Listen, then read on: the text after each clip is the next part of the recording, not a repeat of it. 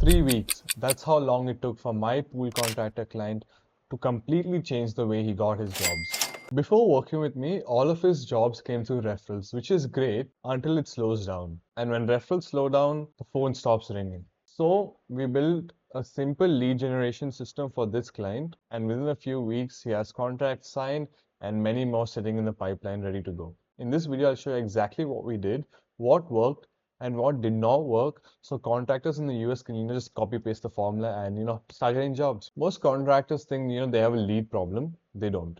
They have a predictability problem. Think about it. 1 month you're just slammed with work, and next month you're wondering, where's my next job coming from? If everything depends on referrals, word of mouth, and past customers, the problem is you do not control any of those. And that's exactly where my client was, great work, a great reputation, and happy past customers, but no predictable way to generate opportunities. And that creates a problem when you own a business, because every business owner wants to know where's my next job coming from. Now let's think about pools. These aren't just impulsive decisions, right? People spend weeks or months thinking about building one. They collect photos, compare contractors, get different quotes, which means people are actively looking online for pools. And that's where the opportunity is. If we can get in front of the homeowners before our competitors do, we can create conversations, and conversations create estimates, and estimates create projects. So we kept the strategy simple. No like very advanced funnels, no complicated marketing. Let me just show you what we did. So obviously we use meta ads. When I mean meta, we used Facebook, Instagram, and we did not use audience network. I see some people just putting a small budget into that too. Do not do that. I don't know what that is, but it's just a waste of money.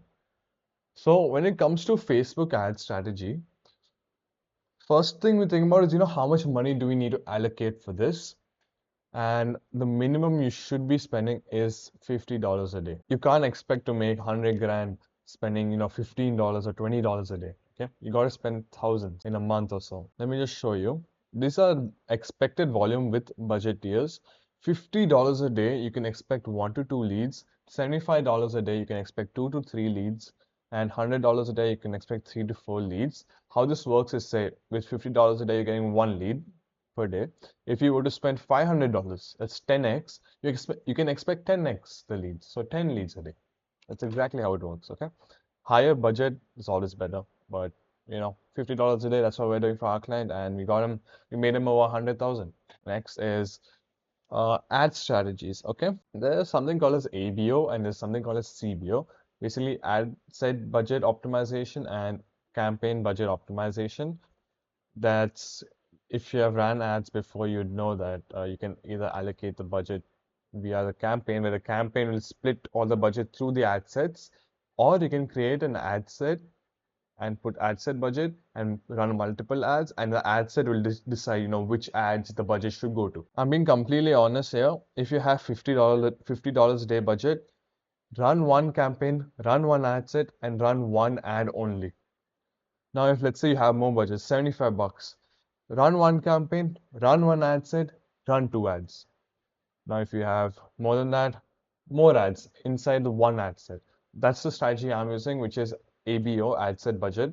And for the $50, I just found one ad. I'm running that ad consistently.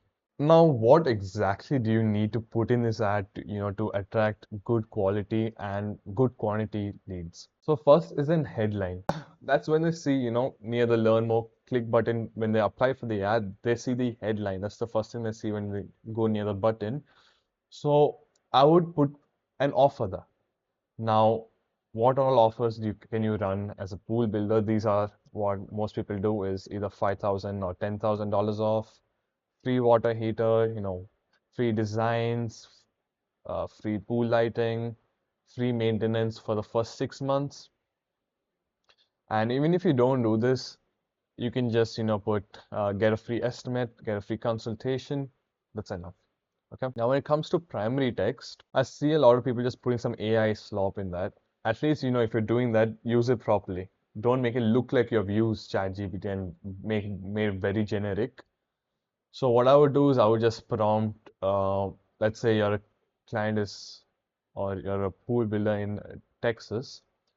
and let's say you're targeting Dallas, Texas. So you put your name, say I'm from Dallas, and we've been helping uh, the community for over 30 years.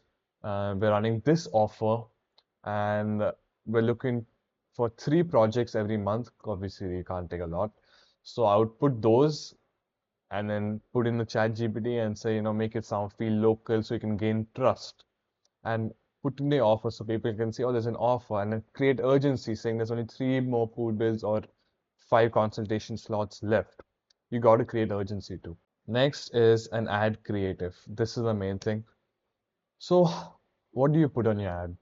What I would do is go and research what's already working. How do you do that? Let me just show it to you.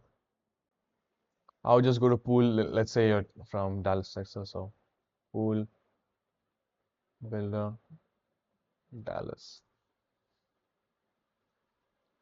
Next, you want to skim through these ads, look, people, what they're running. Okay. Now you want to just, see, let's see this person, for example, uh, just copy his name here and put it here. Now, what you want to do is put sort by, put most recent, and see what ad he's been running for the most. So look, he's running this.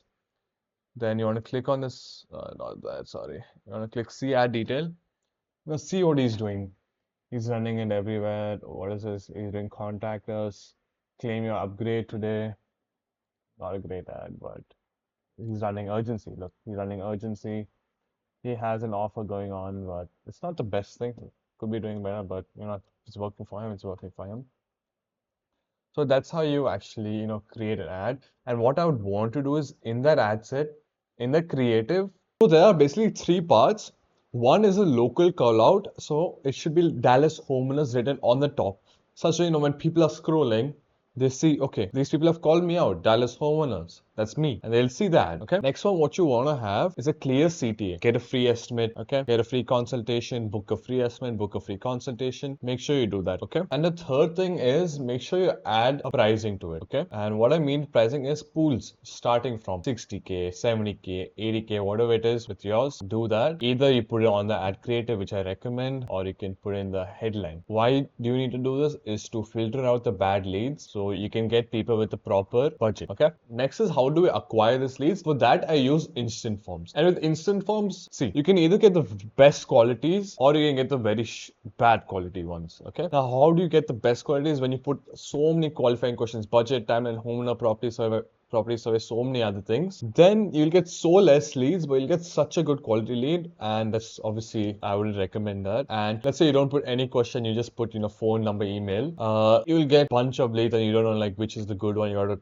dial every single one of them to make sure, this is a good lead. This is a tie kicker. Okay. So the instant form which I use contains these 4 questions. Okay. I don't actually use these 4 questions, but let me explain how to do it. Is first is budget. Now, if you have a good budget for your ads, I would recommend putting budget in this and try it out. Okay. You might not get the best number of leads, but it does not matter if you get good quality lead. Okay. That's what matters. What is the cost per acquisition appointment? Okay. So in budget, you can put budget, then timeline, like when are you looking to start? ASAP, 1 to 3 months, just exploring, those kind of stuff.